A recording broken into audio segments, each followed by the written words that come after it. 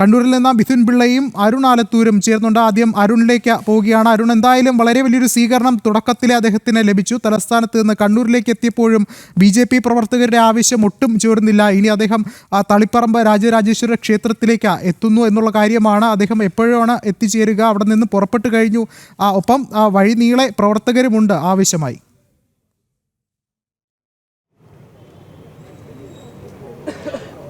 തീർച്ചയായിട്ടും വിഷ്ണു, ഒരു 5:10 കൂടെ തന്നെ കേന്ദ്ര ആഭ്യന്തര വകുപ്പ് മന്ത്രി അമിത്ഷാ അദ്ദേഹം രാജരാജേശ്വര ക്ഷേത്രത്തിൽ തൊഴുന്നതിന് വേണ്ടി ക്ഷേത്രത്തിനകത്തേക്ക് പ്രവേശിക്കുമെന്നുള്ളതാണ് നമുക്ക് മനസ്സിലാക്കാൻ സാധിക്കുന്നത്. ഞാൻ നിൽക്കുന്നത് ക്ഷേത്രത്തിന് സമീപത്തുള്ള പ്രധാന നഗരമായ തളിപ്പറമ്പ് നഗരത്തിലാണ്. ഈ തളിപ്പറമ്പ് നഗരത്തിൽ ദേശീയപാതയുടെ ഇരുവശത്തുമായിട്ട് ഒരുപാട് ആളുകൾ അദ്ദേഹത്തെ വരവേൽക്കുന്നതിന് വേണ്ടി കാത്തിരിക്കുന്ന കാഴ്ചയാണിപ്പോൾ പ്രേക്ഷകർ കാണുന്നത്.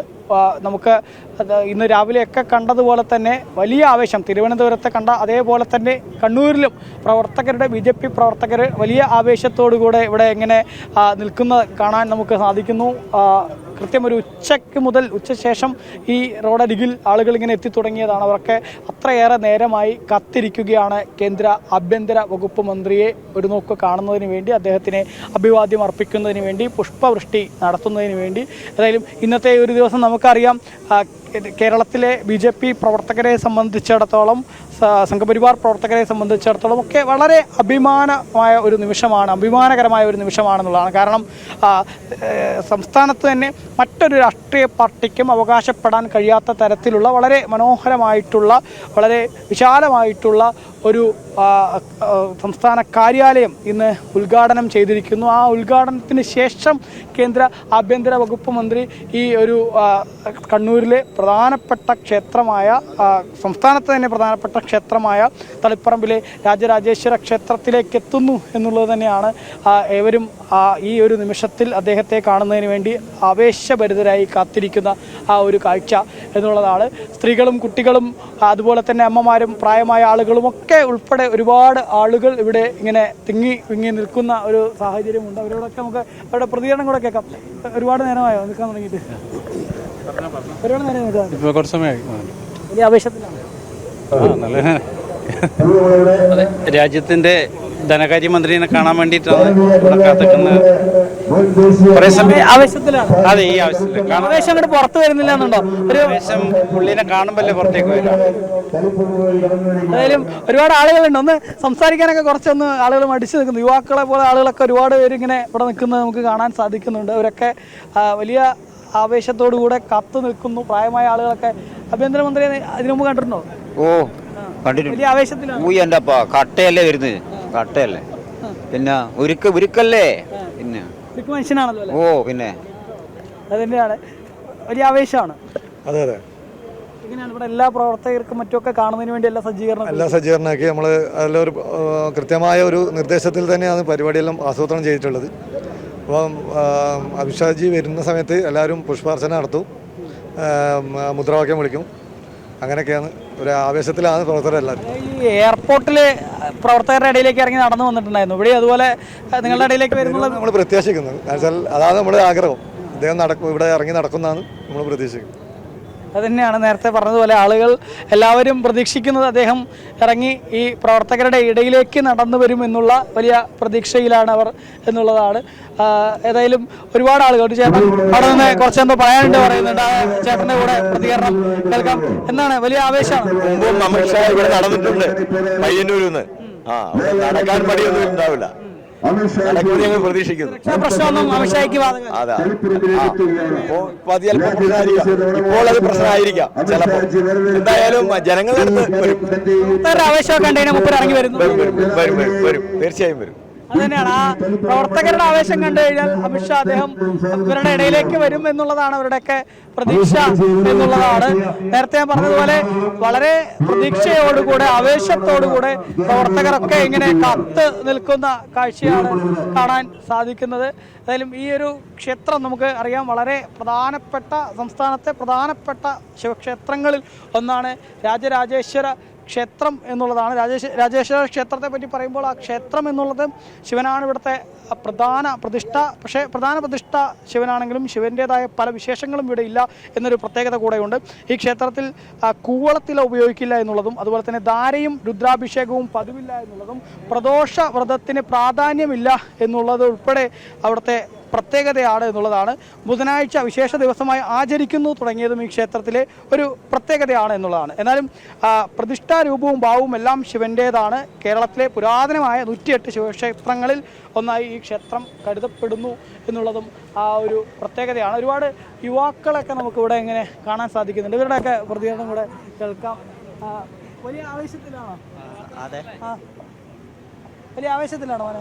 അതെ അതെ അതെ. ഇതിനുമ്പ് കണ്ടിട്ടുണ്ടോ? ഇല്ല കണ്ടില്ല. ആദ്യമായിട്ടാണോ? ആദ്യമായിട്ട് കാണാം. ഒരുപാട് പേരുണ്ട്. ഇവർക്കൊക്കെ പറയാൻ നല്ല നാണമാണോ അല്ലേ? ഏതായാലും എങ്ങനെ കാണുന്നു? നല്ല ആവശ്യത്തിലാ അഭിഷ വരുന്നത്, ക്ഷേത്രം സന്ദർശിക്കുന്നത്, പോകുന്നത്. ഇതിലേക്കൊക്കെ ഇറങ്ങി നടന്നു വരുന്ന പ്രതീക്ഷിക്കുന്നു. നടന്നു വരുന്നത് ഇപ്പം മട്ടൻ വരുന്നുണ്ട്. വലിയ ആവേശത്തോടെയാണോ? ഒരുപാട് നേരം വലിയ ആവശ്യത്തോടെ നിൽക്കുന്നത് അമിത്ഷാനെ കാണാൻ. നടന്ന് നിങ്ങളുടെ അടുത്തേക്കൊക്കെ വരുന്നത്? ഇല്ല, ഇങ്ങനെ വണ്ടിയിലെങ്കിലും പോകുന്നു, കാണുന്നില്ലെങ്കിൽ വണ്ടിയിൽ പോകുമ്പോഴാലും കാണാൻ പറ്റും. നേരം കാണാൻ പറ്റില്ല, വണ്ടിയിൽ പോകുമ്പോൾ കാണാൻ പറ്റും. നടന്ന് അരിയിലേക്കൊന്നും വന്നില്ലെങ്കിലും വണ്ടിയിൽ പോകുമ്പോഴാണെങ്കിലും കാണാൻ കഴിഞ്ഞാൽ മതി എന്നുള്ളതാണ് ഒരു പ്രവർത്തകൻ പറയുന്നത്. ഒരുപാട് ആളുകൾ ഈ റോഡിൻ്റെ ഇരുവശത്തുമായി ഒരുപാട് ആളുകൾ ഇങ്ങനെ തിങ്ങി വിങ്ങി നിൽക്കുന്ന കാഴ്ച നമുക്ക് കാണാൻ സാധിക്കും. അവരൊക്കെ ആവേശത്തോടുകൂടെ കയ്യിൽ പുഷ്പങ്ങളും ഏന്തിക്കൊണ്ട് കേന്ദ്ര ആഭ്യന്തര വകുപ്പ് മന്ത്രിയെ ഒരു നോക്ക് കാണുക, പുഷ്പവൃഷ്ടി നടത്തുക, തങ്ങളുടെ മണ്ണിലേക്ക് അദ്ദേഹം എത്തുമ്പോൾ അദ്ദേഹത്തെ അഭിവാദ്യം ചെയ്യുക എന്നുള്ളതാണ് ഇവിടെ അണിനിരന്നിട്ടുള്ള ഓരോ BJP പ്രവർത്തകരുടെയും ഒപ്പം നാട്ടുകാരുടെയും. കാരണം BJP പ്രവർത്തകർ മാത്രമല്ല, അതിലുപരി മറ്റ് നാട്ടുകാരായ ആളുകളും ഒക്കെ ഇവിടെ അദ്ദേഹത്തെ കാണുന്നതിന് വേണ്ടി ഇവിടെ നിൽക്കുന്നതായിട്ട് നമുക്ക് കാണാൻ സാധിക്കുന്നുണ്ട്. കേവലം BJP പ്രവർത്തകർക്കുപരി പ്രദേശത്തെ ഒരുപാട് ജനങ്ങളും ഇവിടെ നിൽക്കുന്നുണ്ട്. അവരൊക്കെ അദ്ദേഹത്തെ ഒന്ന് കാണുക, ഒപ്പം അദ്ദേഹത്തിനൊന്ന് അഭിവാദ്യം അർപ്പിക്കുക. കാരണം നമുക്കറിയാം രാജ്യത്തെ ഈ ഒരു ആഭ്യന്തര വകുപ്പ് അദ്ദേഹം കൈയാളുമ്പോൾ എത്രമാത്രം സുരക്ഷിതമാണ് ഈ രാജ്യം എന്നുള്ളത്. ഒപ്പം തന്നെ രാജ്യത്തിൻ്റെ ഈ ഒരു മോദി സർക്കാർ 3ാം തവണയും അധികാരത്തിലേറി ആ സർക്കാർ വളരെ നല്ല രീതിയിൽ വികസന പ്രവർത്തനങ്ങളുമായി മുന്നോട്ട് പോകുമ്പോൾ അതിനുള്ള ആ ഒരു തങ്ങളുടെ പിന്തുണ കൂടെ അർപ്പിക്കുകയാണ് ഈ ഒരു പരിപാടിയിലൂടെ ഉദ്ദേശിക്കുന്നത്, അല്ലെങ്കിൽ അദ്ദേഹത്തിന് അഭിവാദ്യം അർപ്പിക്കുന്നതിലൂടെ ഉദ്ദേശിക്കുന്നത് എന്നുള്ളതാണ്. കാരണം ഈ ഒരു ദേശീയപാത പ്രധാനമായിട്ടും കണ്ണൂരിൽ നിന്നും കോഴിക്കോട്ടേക്ക് മറ്റൊക്കെ പോകുന്ന ദേശീയപാത അവിടെയൊക്കെ പണി നടന്നുകൊണ്ടിരിക്കുകയാണ്. പലയിടത്തും നിർമ്മാണ പ്രവർത്തനങ്ങൾ പൂർത്തിയായി. അതൊക്കെ വലിയ അന്താരാഷ്ട്ര നിലവാരത്തിലുള്ള റോഡുകളാണ്, ദേശീയപാതയാണ് ഈ ഭാഗത്തൊക്കെ ഉള്ളത്. അത് അവർക്ക് തന്നെ മുമ്പൊന്നുമില്ലാത്ത തരത്തിൽ അവർക്ക് ബോധ്യമാവുന്നുണ്ട് എന്നുള്ളതാണ്. ചേച്ചി കുഞ്ഞിനൊക്കെ ആയിട്ട് വലിയ ആവേശത്തോടെ കാത്തിരിക്കണം. വലിയ ആവേശത്തോടെയാണ്. നിങ്ങൾ കണ്ടിട്ടുണ്ടോ? ഇല്ല, ആദ്യമായിട്ടാണ്. ആദ്യമായിട്ടാണ് കാണാൻ പറ്റിയൊന്നും നേരായിട്ട് 3 മണിക്കേ വന്ന് നിൽക്കുന്നു. കാണും. കണ്ടിട്ടുണ്ടോ? ഇവിടത്തേക്കായിട്ട് വന്നു. അതുതന്നെയാണ്. സ്ത്രീകളും കുട്ടികളും വൃദ്ധരും ഒക്കെ ഉൾപ്പെടെ ഒരുപാട് ആളുകൾ ഇവിടെ ഇങ്ങനെ തടിച്ചുകൂടി നിൽക്കുന്നുണ്ട്. അവരൊക്കെ അദ്ദേഹത്തെ ഒരു നോക്ക് കാണുക, അഭിവാദ്യം അർപ്പിക്കുക എന്നുള്ളത് തന്നെയാണ്. ഞാൻ നേരത്തെ പറഞ്ഞ പോലെ ഈ ക്ഷേത്രത്തെ സംബന്ധിച്ചിടത്തോളം ഈ ക്ഷേത്രം വളരെ പ്രധാനപ്പെട്ട ക്ഷേത്രമാണ്. ടിപ്പുവിൻ്റെ പടയോട്ട കാലത്ത് പലതവണ നശിപ്പിക്കാൻ ശ്രമിച്ചതാണ് ഈ ക്ഷേത്രം. എന്നിട്ടും അതിലൊന്നും ആ ക്ഷേത്രത്തിന് യാതൊരു തരത്തിലും പ്രശ്നങ്ങൾ പറ്റാതെ ഇന്നും അതിൻ്റെ പുരാതനമായ പരമ്പരാഗതമായ പ്രൗഢി വിളിച്ചോതിക്കൊണ്ട് വിശ്വാസികൾക്ക് മുൻപിൽ ആ ക്ഷേത്രം ഇന്നും തല ഉയർത്തി നിൽക്കുന്നു. ആ ക്ഷേത്രത്തിലേക്കാണ് കേന്ദ്ര ആഭ്യന്തര വകുപ്പ് മന്ത്രി എത്തുന്നത് എന്നുള്ളത് തന്നെയാണ് അതിൻ്റെ പ്രത്യേകത. ഒപ്പം ആ ക്ഷേത്രത്തിലെ നമുക്ക് പ്രധാന ദേവൻ ശിവഭഗവാനാണെന്ന് ഞാൻ നേരത്തെ പറയുകയുണ്ടായി. ഒപ്പം ഉപദേവതകളായി പാർവതി, ഗണപതി സങ്കല്പം, സുബ്രഹ്മണ്യൻ സങ്കല്പം, ദക്ഷിണാമൂർത്തി, പരശുരാമൻ, നന്ദികേശൻ, ഭൂതത്താൻ എന്നിവർക്കും ഇവിടെ പ്രതിഷ്ഠകളുണ്ട് എന്നുള്ളതാണ്. കൂടാതെ ചെറുകുന്ന് അന്നപൂർണേശ്വരി, മാടായിക്കാവിലമ്മ എന്നീ ദേവിമാരുടെ അദൃശ്യ സാന്നിധ്യവും ഈ ക്ഷേത്രത്തിൽ ഉണ്ട് എന്നുള്ളതാണ് വിശ്വസിച്ചു വരുന്നത്. ഏറ്റവും പുരാതനമായ ശക്തിപീഠങ്ങളിലൊന്നായി ഈ തളിപ്പറമ്പ് കരുതപ്പെടുന്നു എന്നുള്ളതും, അതുപോലെ സതീദേവിയുടെ സ്വയം ദഹനത്തിനും ശിവന്റെ താണ്ഡവ നൃത്തത്തിനും ശേഷം സതിയുടെ തല വീണത് ഇവിടെയാണ് എന്നും കരുതപ്പെടുന്നു. ഈ ക്ഷേത്രത്തിലെ ശിവലിംഗത്തിന് ആയിരക്കണക്കിന് വർഷത്തെ പഴക്കമുണ്ട് എന്നുള്ളത് കൂടെ അതിൻ്റെ പ്രത്യേകതയാണെന്നുള്ളതാണ്. കാരണം അത്രയേറെ പഴക്കമുള്ള പുരാതനമായിട്ടുള്ള ആ ക്ഷേത്രത്തിലേക്കാണ് ഏതായാലും കേന്ദ്ര ആഭ്യന്തര വകുപ്പ് മന്ത്രി അമിത്ഷാ ഏതാനും നിമിഷങ്ങൾക്കകം എത്താൻ പോകുന്നത്. ഞാൻ നേരത്തെ പറഞ്ഞതുപോലെ ഈ പ്രവർത്തകർക്കൊക്കെ അദ്ദേഹത്തെ ഒന്ന് കാണുക, അദ്ദേഹത്തിനെ അഭിവാദ്യം അർപ്പിക്കുക, പുഷ്പവൃഷ്ടി നടത്തുക എന്നുള്ളത് തന്നെയാണ് അവരൊക്കെ ഉദ്ദേശിക്കുന്നത്. ഇന്നത്തെ ദിവസത്തെ പ്രത്യേകത ഞാൻ നേരത്തെയും പറയുകയുണ്ടായി. ഇന്നത്തെ ദിവസത്തെ പ്രത്യേകത ഇതുള്ളത് BJPയുടെ സംസ്ഥാന കാര്യാലയം തിരുവനന്തപുരത്തെ ഉദ്ഘാടനം കഴിഞ്ഞിരിക്കുന്നു. സംസ്ഥാനത്ത് തന്നെ മറ്റൊരു രാഷ്ട്രീയ പാർട്ടിക്കും അവകാശപ്പെടാൻ കഴിയാത്ത അല്ലെങ്കിൽ അവർക്കൊന്നും ഇല്ലാത്ത തരത്തിൽ വലിയ സൗകര്യങ്ങളും അതുപോലെ തന്നെ ഓരോ BJP പ്രവർത്തകനും അവൻ്റെ ആത്മാഭിമാനം ഉയർത്തിപ്പിടിക്കുന്ന തരത്തിലുള്ള ഒരു കാര്യാലയം, 7 നില കെട്ടിടം. ആ 7 നില കെട്ടിടം ഉദ്ഘാടനം കഴിയുമ്പോൾ ഇന്നത്തെ ഒരു ദിനം അത് BJPയുടെ വളർച്ച അത് സംസ്ഥാനത്ത് വരും വർഷങ്ങളിൽ കൂടുതൽ ത്വരിതപ്പെടുത്തുന്ന ഒന്നായി അതിനെ മാറ്റുക എന്നുള്ളത് തന്നെയാണ്. മാത്രമല്ല നമുക്കറിയാം നിയമസഭാ തെരഞ്ഞെടുപ്പും അതുപോലെ തന്നെ തദ്ദേശ തെരഞ്ഞെടുപ്പും ഒക്കെ കേരളത്തിൽ ഇനി ഉണ്ടാവാൻ പോവുകയാണ്. ഈ സാഹചര്യത്തിൽ വളരെ BJPയെ സംബന്ധിച്ചിടത്തോളം വലിയ മുന്നൊരുക്കങ്ങൾ നടത്തുന്നുണ്ട് എന്നുള്ളതാണ്. കാരണം ഇത്തവണത്തെ ഈ 2 തെരഞ്ഞെടുപ്പുകളിലും മികച്ച വിജയം നേടുക എന്നുള്ളത് തന്നെയാണ് BJPയുടെ ലക്ഷ്യം.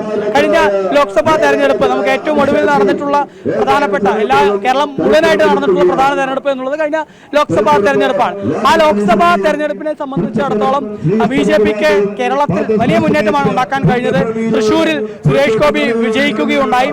ഒപ്പം തന്നെ മറ്റ് ഇടങ്ങളിൽ വലിയ മുന്നേറ്റം നടത്താൻ കഴിഞ്ഞു. തിരുവനന്തപുരത്താണെങ്കിലും പാലക്കാടാണെങ്കിലും മറ്റ് ആലപ്പുഴയാണെങ്കിലും ഒക്കെ വലിയ മുന്നേറ്റം നടത്താൻ കഴിഞ്ഞു എന്നുള്ളതാണ്. അങ്ങനെ സംസ്ഥാനത്ത് ഓരോ തെരഞ്ഞെടുപ്പുകളിലും വലിയ രീതിയിൽ ഒരു മുന്നേറ്റം നടത്താൻ കഴിയുന്നു.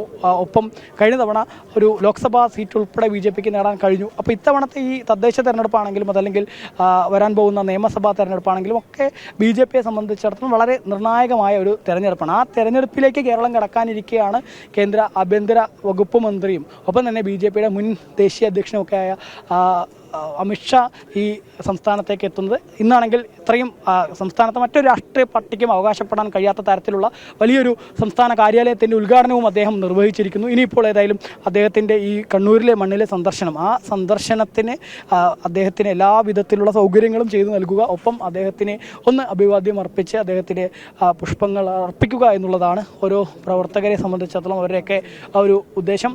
അതുതന്നെയാണ് ഇവിടെ ഇത്രയേറെ ആളുകൾ ഇങ്ങനെ തടിച്ചുകൂടി നിൽക്കുന്നത്. ഏതാനും നിമിഷങ്ങൾക്കകം അദ്ദേഹം ഇവിടേക്ക് എത്തിച്ചേരും എന്നാണ് നമുക്ക് മനസ്സിലാക്കാൻ സാധിക്കുന്നത്. എല്ലാവിധ ഒരുക്കങ്ങളും മറ്റുമൊക്കെ അരുൺ സൂചിപ്പിച്ചതുപോലെ അമിത്ഷായ്ക്കായുള്ള കാത്തിരിപ്പ് തന്നെയാണ് കണ്ണൂരിലും. തളിപ്പറമ്പ് രാജരാജേശ്വര ക്ഷേത്രത്തിലേക്ക് അദ്ദേഹം അല്പസമയത്തിനകം എത്തിച്ചേരുമെന്ന് അറിയാൻ സാധിക്കുന്നു.